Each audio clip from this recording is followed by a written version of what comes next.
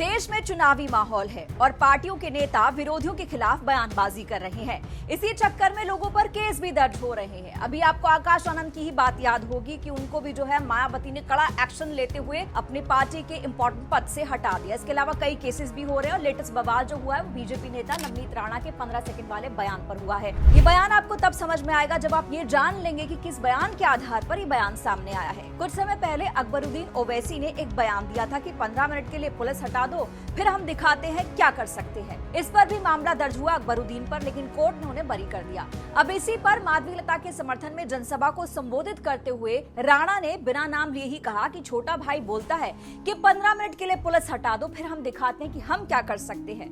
तो मैं उनको कहना चाहती हूँ कि छोटे भाई साहब, आपको तो 15 मिनट लगेंगे, हमें तो सिर्फ 15 सेकंड लगेंगे। 15 सेकंड के लिए अगर पुलिस को हटाया तो छोटे बड़े को यह पता ही नहीं चलेगा वो कहां से आए थे और कहां चले गए।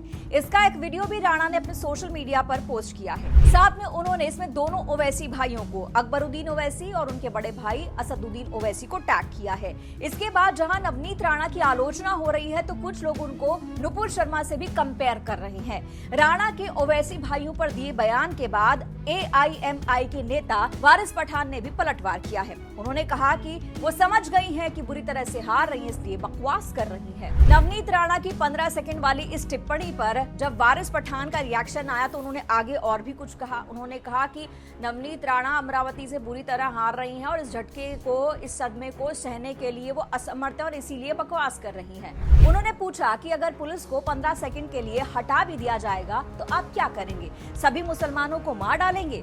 पुलिस प्रशासन क्या कर रहा है? अब तक कोई कार्रवाई क्यों नहीं की गई? चुनाव आयोग क्या कर रहा है? कहां सो रहा है? क्या चुनावों में ऐसे बयानों की अनुमति है? हम चाहेंगे कि चुनाव आयुक्त इस बयान पर संज्ञान ले और कार्रवाई करे। यही सब सवाल तो तब भी पूछे गए थे जब अकबरुद्दीन ओवैसी ने 15 मिनट के लिए पुलिस हटाने वाला बयान दिया था। तब तो AIMIM के नेताओं को सांप सूंघ गया था। अब राणा के केस में क्या होता है ये देखते हैं। लेकिन इसी बवाल में कांग्रेस भी कूदी है और सीधे सीधे उन्होंने नवनीत राणा को छोड़ करके मोदी को टारगेट कर दिया है।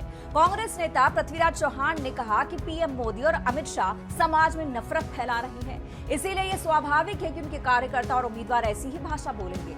अकबरुद्दीन ओवैसी ने जो कहा है वो भी गलत है और नवनीत ने जो कहा है वो भी शर्मनाक है। वो सभी देश में नफरत फैला रहे हैं और नफरत फैलाने के लिए PM मोदी के निर्देशों पर काम कर रहे हैं, क्योंकि PM मोदी चुनाव बुरी तरह से हार रहे हैं। अब आप ये बताइए कि अकबरुद्दीन ओवैसी का बयान और नवनीत राणा का ये बयान दोनों तकरीबन एक जैसे हैं, लेकिन देखना होगा कि इस मामले में आगे क्या कुछ होता है, क्योंकि अभी चुनावों का मौसम है। ऐसे बयान हमें और भी देखने और सुनने को मिलेंगे।